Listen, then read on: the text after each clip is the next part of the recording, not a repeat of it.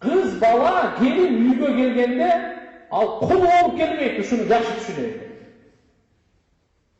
Ağa bağlığı hüküm, bu buyruk bere turgan, üyesi bile buyruk berip atar, kaynatası bile, kaynenesi, kaynenesi, kaynanası, kaynsingisi, bağlığı buyruk berip, bu al onunla gelgen emez.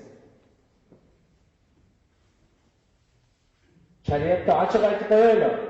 Ata-enege kızmat kılуу gelinin moynunda vacip emez, balanın moynunda vacip. Bala kızmat kılış керек ata-enege. Bирок буйрук бергенге аялына кызмат кыл деп укугу жок. Келиндин мойнунда эч кандай милдет жок ага. Албетте шарапаттуу, бактылуу келиндер бардыгы кайнатасы кайненесине кызмат кылып дуаларын алып көбөйүп келген.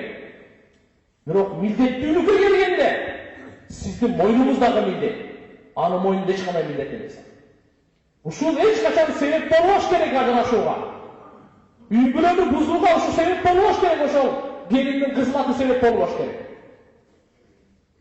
Шейх Абдул Хай Арифи рахимахуллах өтө бир чоң шейх өткөн, жакын эле араларда. Бул киши айтат, аялым менен ушуда 40 жыл жашадымга дейт. Бирок бир жолу дагы өзүмдүн ишиме аялымды буйруган жокмун дейт. Патинкесин кийип олобу, патинкесин шоткалайбы, жууйбу кийимин. Бирөө да өзү билип кылса кылсын. Бирок мен буйрук берген эмесмин дейт өзүмдүн ишиме. Эразы бир жерге отуруп калганыбызда ал сууга жакын. Отуруп бере алып берет. Мен узагыракмын. Сууну алсам туруп алып барам. Ал отуруп берет кой. Ошого дагы суу алып бер деп буйрук берген эмесмин дейт. Su alıp verip koy deyip buyruk bergen emesин, çay koydup işleyip batırсын, tamak jasat işleyip batırсын.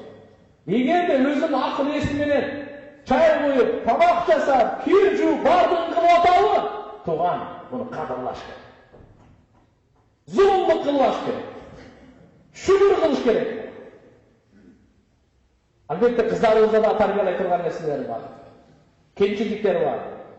Keybirinin tili bilmeyemem kanday. Аны да эки атташыбыз керек.